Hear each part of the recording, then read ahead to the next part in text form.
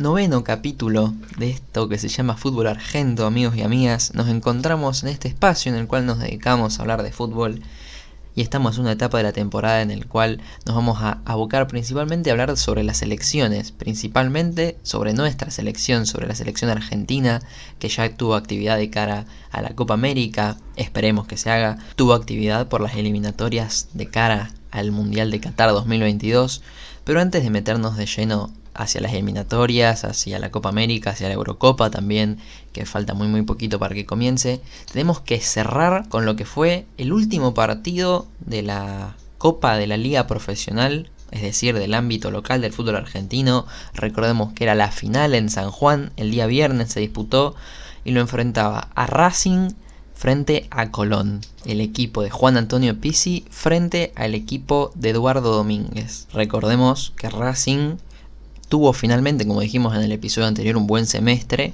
pero estaba claramente buscando coronarlo con un título. Y Colón, que fue junto a Vélez, quizás, al menos en el torneo local, los dos mejores equipos, y estaba buscando su primer título oficial, su primer título de su historia. Se buscaba una revancha por lo sucedido por la Copa Sudamericana frente a Independiente del Valle en 2019. Y terminó siendo lo que sucedió. El club sabalero terminó ganando su primer título. Primero que nada, nuestras felicitaciones a todo el pueblo sabalero, a todos los santafesinos, un campeón nuevamente de mi provincia, así que nuestras felicitaciones para todos los hinchas.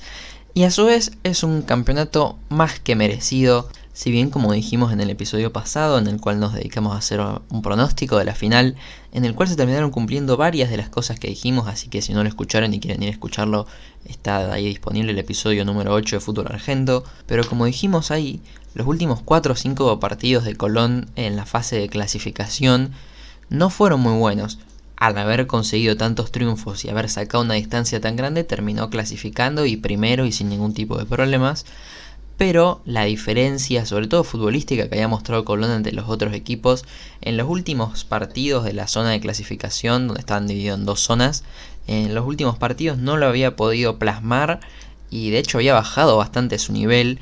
De hecho, el partido de cuartos de final contra Talleres, como ya dijimos, no mereció ganarlo, pero esta cara de Colón, esto de imponerse al rival, de decidir cómo quiere que se juegue el partido, de atacar, de tener la pelota, de saber no tener la pelota y lastimar al rival de contra, yo creo que se volvió a ver recién en el partido de semifinales frente a Independiente, en el cual el equipo de Santa Fe fue claramente superior, lo dijimos en el episodio anterior, pero esto lo volvió a revalidar y lo terminó de confirmar en el partido del viernes frente a Racing, en el cual no solo fue un amplio dominador, sino que pareció que el equipo de Avellaneda nunca pudo lograr superar las adversidades que le ponía Colón. Si bien sabemos que Racing, y de hecho lo dijimos, el negocio de Racing pasaba por aguantar lo mejor posible, por defenderse e intentar llevar el partido lo más lejos posible, o sea, hacer un partido largo.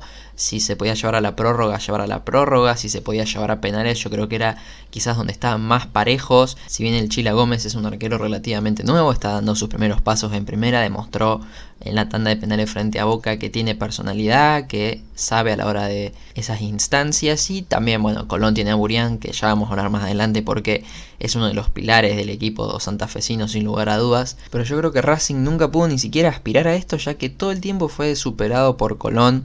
Lo planteó muy bien Domínguez, que tiene muy claro en cómo quiere que juegue su equipo. Yo creo que Colón sabe que tiene que jugar a tener transiciones rápidas, se defiende muy bien, y cuando tiene la pelota tiene un jugador distinto como es el Pulga Rodríguez, pero a la hora de la mitad de cancha un jugador como Lertora, un jugador como Aliendro, yo creo que son muy importantes, son muy versátiles, quitan, recuperan, dan el primer pase muy limpio.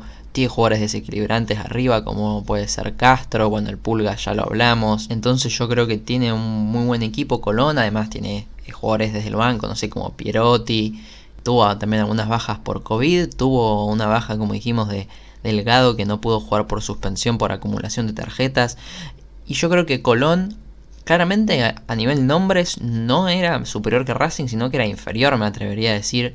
Pero en base a trabajo, en base a la disciplina táctica, la inteligencia de Domínguez a la hora de plantear los partidos, Colón volvió a ser superior, volvió a jugar como como quiso y como le convenía. Yo creo que entiende a la perfección cuál es el negocio de Colón, qué está preparado para hacer.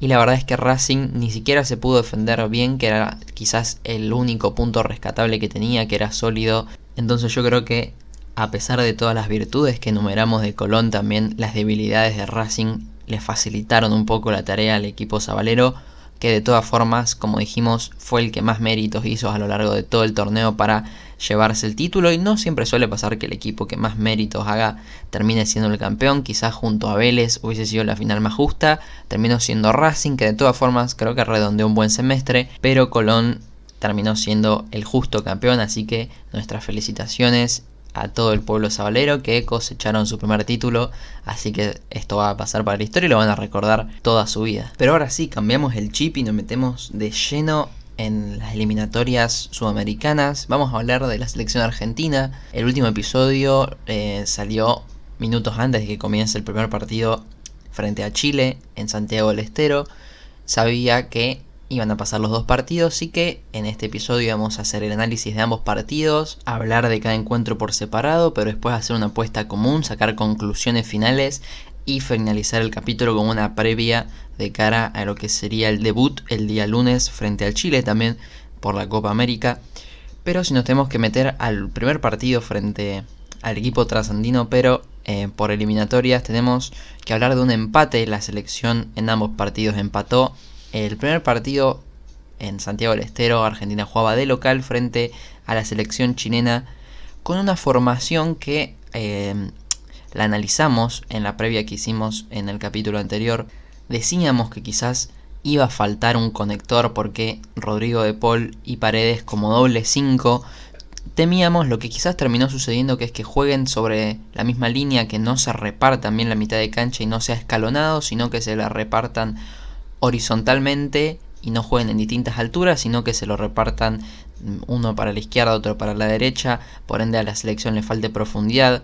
Es un poco lo que sucedió. A esto sumarle que ni Di María ni Ocampos tuvieron un buen partido. Nosotros dijimos que quizás lo más conveniente era que jueguen a perfil cambiado, así podían aprovechar para enganchar y pegarle, pero además aprovechar el pasaje de los laterales por afuera. Y aquí es donde quizás equivocamos nuestro primer planteo, y lo equivocó Scaloni por sobre todas las cosas, ya que ni Nico Tagliafico ni mucho menos Foyt son laterales que tienen profundidad, que pasan al ataque. Foyt ni siquiera lo hace. Tagliafico cuando lo hace se nota que le falta criterio, que no tiene profundidad, no es punzante, no es picante, siempre termina retrasando la jugada hacia atrás o tirando algún centro que no parece generar mucho peligro. Entonces yo creo que el primer problema de la selección estuvo por esos dos lados, al menos en ese partido. Si bien se logró poner en ventaja por una jugada de un pase en profundidad de Ángel Di María, que terminó desenlazando en un muy buen desmarque de Lautaro Martínez, el jugador chileno lo engancha y termina convirtiendo Messi de penal. Pero yo creo que la selección en los dos partidos se puso en ventaja sin merecerlo. Quizás, ya vamos a hablar del partido frente a Colombia, terminó haciendo los merecimientos después de sacar ventaja frente a Chile. En ningún momento pareció generar muchas situaciones, de hecho el penal fue su primer disparo al arco. Si bien tampoco mereció el empate Chile, de hecho yo creo que Argentina fue superior a Chile. Colombia, si vamos a hacer la comparación, le generó más situaciones de peligro a la selección, pasó más periodos de zozobra. Chile nunca lo preocupó a la selección. Yo creo que el problema pasó por la generación. Si Argentina hubiese generado más situaciones de peligro, hubiese tenido un sistema más aceitado, lo hubiese lastimado y pudiese haber sacado el partido adelante. Scaloni creo que estuvo bien con los cambios. Si vamos a hablar de los puntos flojos primero para después pasar a las cosas buenas, tenemos que hablar de que Lucas Martínez Cuarta no tuvo un buen partido. De hecho, su gran virtud, que suele ser los anticipos, muchas veces terminó llegando a destiempo y así quedando mal parado, generando situaciones de peligro para el rival. Ni Paredes ni De Paul estuvieron ágiles a la hora de la contención y mucho menos de la generación. Como dijimos, Ocampo fue casi intrascendente. Fido Di María, que lo intentó como siempre intenta, pero no logró gravitar. Y yo creo que Lautaro Martínez es algo que vamos a hablar próximamente, pero que está muy solo en el frente de ataque. Y Messi, que al menos en el partido frente a Chile fuimos bastante Messi dependientes, ya que la mayoría de situaciones de peligro pasaban por el 10. Esto se vio solucionado en el segundo partido porque ya vamos a ver la formación que planteó Scaloni, que creo que es por donde tenemos que soñar e ilusionarnos si queremos aspirar a conseguir cosas. Pero vamos a meternos de lleno en el partido con Chile. Era el debut de Emi Martínez en la selección, el debut de Cuti Romero en la selección, y yo creo que por ahí, no tanto en el primer partido porque Martínez no se pudo lucir, ya que quizás la única jugada en la que tuvo que intervenir la fue a buscar adentro, fue una jugada de pelota parada en la cual Argentina pierde las marcas, defiende muy mal, y yo creo que fue la única situación de peligro. Entonces Emi Martínez no tiene nada de culpa, pero Cuti Romero hizo un partidazo en su debut. De hecho, para mí fue la figura de la selección, porque dentro de todo lo malo fue lo único que se pueda rescatar.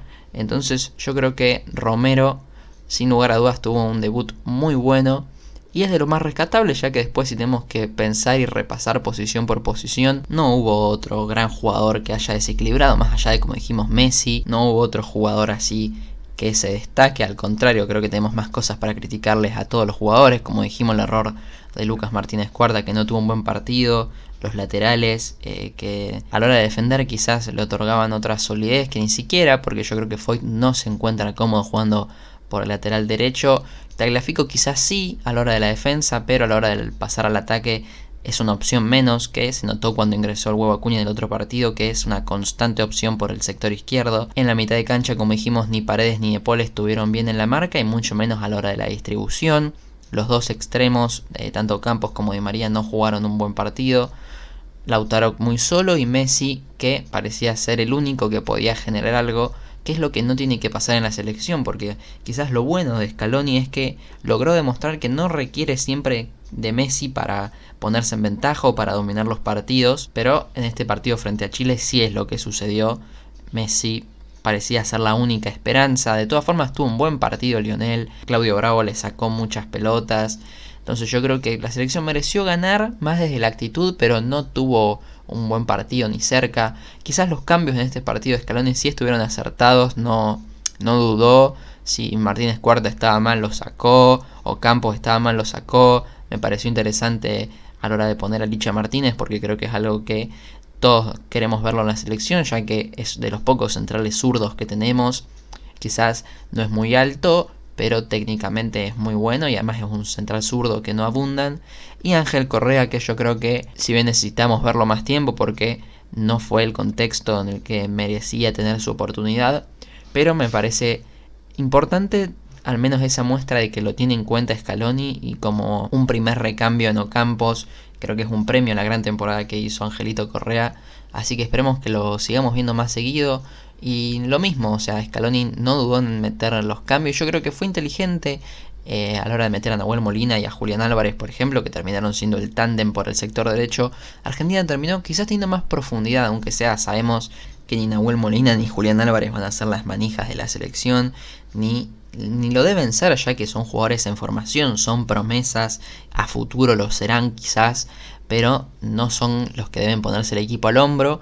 Entonces yo creo que es una buena apuesta por parte de Scaloni, pero no alcanzó. De todas formas, yo creo que tras el partido con Chile terminamos con otra sensación, quizás desilusionados, pero no tan amargados como terminamos en el segundo partido. Ya nos vamos a meter en el partido frente a Colombia. La selección jugó el día martes frente al equipo cafetero en Colombia, con un marco de 10.000 espectadores en Barranquilla, y se debía enfrentar a Colombia, que venía de ganar en el primer partido 3-0 frente a Perú. Una selección de Colombia que, si bien le falta James Rodríguez, armó un muy buen equipo. Está Juan Guillermo Cuadrado, que en la Juventus está siendo de los mejores, y en su selección no es la excepción. También tiene a Duván Zapata. Pero yo creo que Argentina logró desnudar, al menos en el primer tiempo, la errónea formación que puso Reinaldo Rueda. Si bien ninguno de los dos goles provienen de los espacios que dejaban entre líneas, ya que ambos goles fueron uno de pelota parada directa y otro de un rebote de pelota parada, nos pusimos muy contentos tanto con el gol de Cuti Romero, porque se lo merece, como con la jugada de Paredes, porque yo creo que se nota su verdadera vocación. Quizás hace muy bien la labor de número 5 y ya es su posición en la que juega en su club y en la selección, pero su alma y la técnica que tiene es de un enganche, y lo demostró en esa jugada.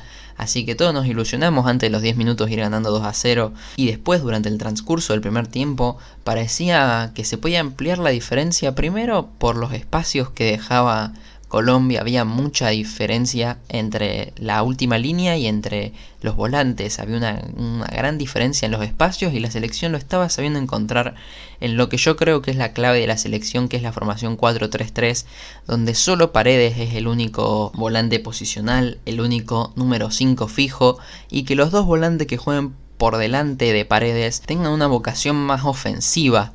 Si bien De Paul me parece que es un jugador dinámico, es más bien un volante mixto, pero a la hora de meter pases en profundidad, de encontrar espacios mediante las asistencias, no es el más lúcido, y yo creo que ese trabajo lo tiene que hacer Giovanni Lo Celso. Si bien es un jugador el cual yo admiro un montón y es de mis jugadores favoritos, salió de mi club, entonces lo tengo en gran estima y gran aprecio. Verdaderamente creo que los mejores partidos de la selección en el último tiempo y el ciclo Scaloni se vieron cuando Lo Celso está en cancha, ya que no solo sabe aprovechar los espacios entre líneas como estos partidos, sino que en los partidos en que no hay espacios, con algún pase, con alguna asistencia, es muy preciso y sabe encontrar espacios donde no los hay y termina destrabando partidos que son trabados, que son complejos, y en partidos como el de Colombia que parecían haber espacios, yo creo que era el jugador ideal.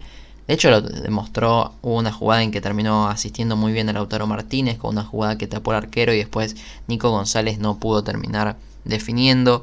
Pero yo creo que Giovanni Lo Celso es sin lugar a dudas el socio ideal de Messi. De hecho los mejores pasajes del partido se vieron en el primer tiempo, cuando Messi, Lo Celso, Paredes se asociaban y generaban espacios, sobre todo porque teniendo jugadores que se asocien, pero a la vez teniendo jugadores que se puedan lanzar y que puedan ser lanzados, porque tanto Paredes, Lo Celso, Messi, De Paul tienen una gran pegada y pueden dar pases largos y asistencias para que jugadores como Nico González, como el Huevo Acuña, como Montiel, Campos, Di María, el mismo Lautaro Martínez, terminan corriendo al espacio y aprovechando esas asistencias y esos espacios que te terminan generando la tenencia pronunciada de balón. Y yo creo que con jugadores como Paredes, Lo Celso y todos los que venimos nombrando, es por ahí la llave. De hecho, la selección se lo nota mucho más cómoda cuando descansa con la pelota en los pies y cuando el rival se desespera, y gracias a esa desesperación, de hecho Colombia cuando no tenía la pelota se desordenaba muy rápido y la selección terminaba generando situaciones por eso mismo, por los espacios que generaba con la tendencia y que los sabía encontrar gracias a lo punzantes que son sus volantes. Yo creo que el primer tiempo de la selección fue muy bueno, mereció irse ganando, mereció ganar 2-0, quizás durante el segundo tiempo, donde a pesar del descuento del gol de Colombia de penal, en un penal muy infantil de Otamendi que volvía a la titularidad, Otamendi hizo un penal muy infantil, por más que lo querramos defender no se puede, y eso es lo que empezó a torcer el destino de la selección, que si bien se notaba que había salido con una tendencia defensiva y de esperar y de aguantar el resultado en el segundo tiempo, que no está mal, pero yo creo que no era lo que pedía el partido, porque la selección con la tendencia a la pelota mínima se podía defender, iba a terminar desesperando y poniendo más nervioso a Colombia. Esto no terminó pasando, sino que con un penal infantil Otamendi termina incentivando a Colombia a creer que podían empatar el partido. De todas formas, a lo largo del segundo tiempo la selección siguió generando situaciones, no tanto desde la tendencia de pelota, sino desde robos, desde imprecisiones. Colombia ya terminaba un poco más descompensado en defensa. Obviamente no podemos dejar pasar primero la lesión de Emi Martínez, que si bien ahora sabemos o esperamos de que no sea nada grave, en el momento fue una preocupación y pareció ser como que Emi Martínez aquí sí fue donde estaba jugando un gran partido porque lo exigían. Las primeras intervenciones que tuvo en la selección fue descolgando centros y se lo notó muy seguro, muy firme, no daba rebotes. De la misma jugada en que lo lesionan, a pesar de que lo desacomodan en el aire, no termina soltando la pelota. Entonces estaba haciendo un gran partido. Una lástima que haya salido en esas circunstancias, esperemos que no sea nada, más teniendo en cuenta la situación de Armani de cara a la Copa América, que ni siquiera sabemos si Armani va a poder jugar o no. Entonces Emi Martínez sin lugar a dudas es una muy buena opción, una muy buena variante, y demostró que tiene todo lo necesario para ser el arquero de la selección. Y lo mismo sucedió con Cuti Romero un poco más tarde. Era nuevamente la figura de la selección, o una de las figuras, sale lesionado y la selección se derrumba. Y aquí hay una crítica a Scaloni, porque como le reconocimos que en el primer partido hizo los cambios a tiempo, yo creo que en el segundo tiempo, primero, si bien no metió ningún cambio, la tendencia con la que salió a jugar Argentina de esperar no era la que pedía el partido, como dijimos, pero luego, primero sacando a Lo Celso, que quiero suponer que lo sacó por una cuestión de cuidarlo, de llevarlo de a poco, porque viene de un problema físico, pero si no, la verdad que no tiene ningún tipo de sentido, porque la selección con la salida de Gio perdió cualquier aspiración a progresar con la pelota, pero además perdió cualquier aspiración a comandar mejor una contra. Si bien Palacios es un jugador bastante similar, es más de transición, de pase largo, pero no de pase corto, de asociación. Entonces yo creo que por ahí perdió la selección, y luego el cambio que sin lugar a dudas no se entendió fue colocar a Foyth para formar una línea de 5, además de la inclusión de Pexela por, como dijimos, Cuti Romero.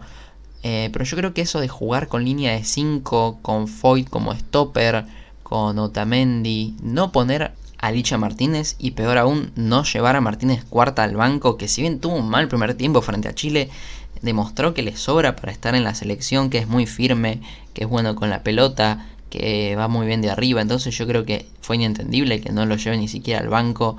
Entonces ahí fue cuando la selección terminó de cederle el partido a Colombia, porque si bien siguió generando, Messi tuvo un par de situaciones, nuevamente el arquero rival se la sacó en tiro libre, una jugada que sacó Ospina abajo, Lautaro que como dijimos está muy solo, pero de todas formas se las ingenió y también terminó generando algunas situaciones. Entonces yo creo que la selección hizo méritos para convertir un gol más, pero a su vez en defensa demostró que no es firme. Y sobre todo es un error de Scaloni por la defensa que armó, porque cambió el esquema, por cómo formó el banco de suplentes. Entonces yo creo que nos terminamos empatando el partido solo. Obviamente Foyth tiene una jugada desafortunada, pero yo creo que Foyth no es un mal jugador ni es una mala opción para la selección, pero no en los lugares que se lo utiliza. No sirve ni de stopper como en una línea de 5 en la cual ningún jugador se siente cómodo, no porque no lo haga. De hecho, hablando con amigos, llegamos a la conclusión de que todos los jugadores de la selección, o sea, todos los defensores, mayormente juegan con una línea de 5. Pero para formar una línea de 5 requiere mucho más trabajo y conocimiento que una línea de 4 a la que todos están más acostumbrados, y es más sencillo. Dos centrales que se repartan la labor, dos laterales que no estén tan abocados a atacar, sino que hagan la doble función, no tanto como carrileros, sino como laterales, como número 4 y como número 3 clásicos. Entonces yo creo que la selección debe ir por ese camino, nada de inventos, llevar un buen central zurdo, lo tenemos, a Licha Martínez, Cuti Romero, que esperemos que no sea nadie que esté disponible para la Copa América, pero tenés opciones, tenés a Martínez Cuarta que tuvo un mal partido, pero no podés crucificarlo por eso, y Foyth que debería jugar como jugaba en Estudiantes, como marcador central al lado de un 2 o de un 6, formar una dupla, una saga y que esa sea su posición. Como número 4 le cuesta en la marca y le cuesta pasar, y como stopper por derecha no solo le cuesta a él, sino que le cuesta a toda la selección. De todas formas, fue inentendible por qué no revolvió esa pelota, y hoy estaríamos quizás halagando el funcionamiento del primer tiempo y no criticando lo mal que se hizo en el segundo.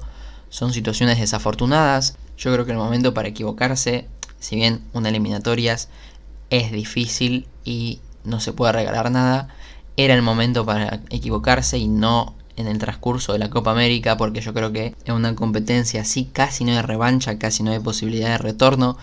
Entonces quizás era el contexto para equivocarse. Obviamente nadie quiere equivocarse, quizás aprenderá que la próxima hay que revolearla, pero sí nos sirve a nosotros para dejarnos en claro ciertas conclusiones de cara al debut de la Copa América. Ahora es cuando hacemos una mini previa, o mejor dicho, conclusiones en las que creemos que Scaloni debe tener claro a la hora de formar los próximos equipos. Lo primero que nos dejó estos dos partidos de eliminatorias claro es que tanto Emi Martínez como Romero están a la altura de la selección de sobra, que pueden ser opciones. Martínez puede ser nuestro arquero titular y Cuti Romero puede ser uno de los dos zagueros titulares de la selección.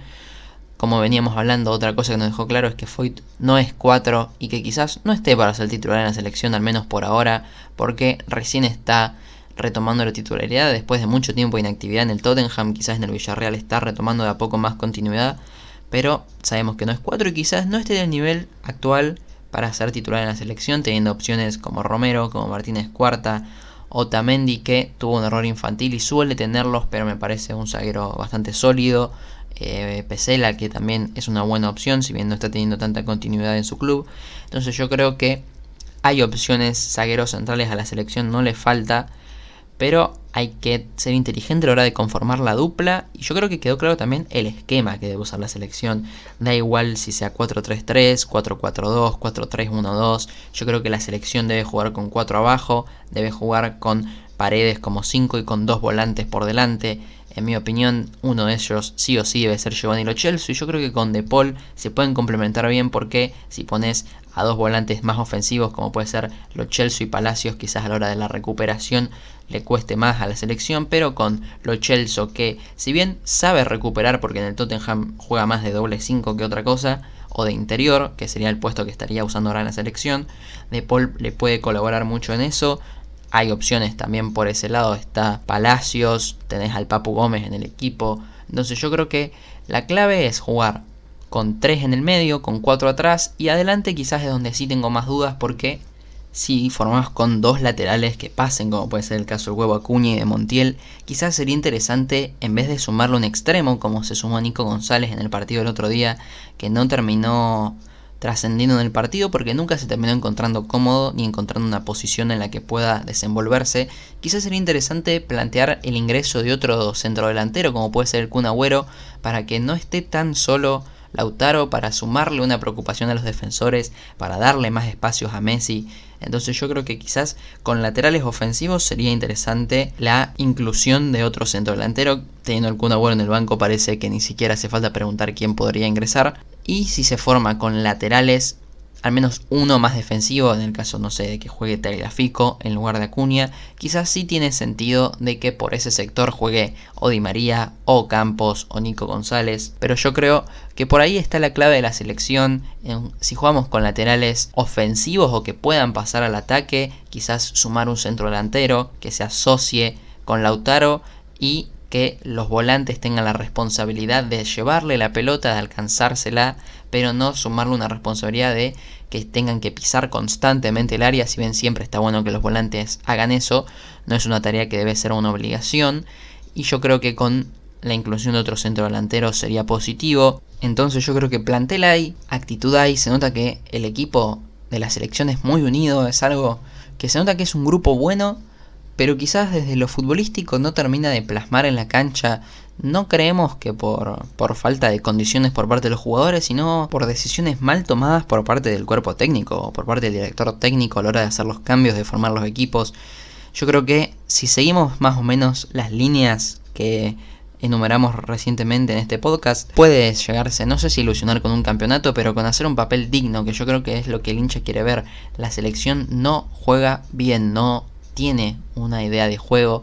Lo más cercano a una idea de juego es cuando se asocian Lo Celso, Paredes, De Paul, Messi, y cuando es sólido en defensa, que solo se vio con el Cuti Romero en su plenitud física.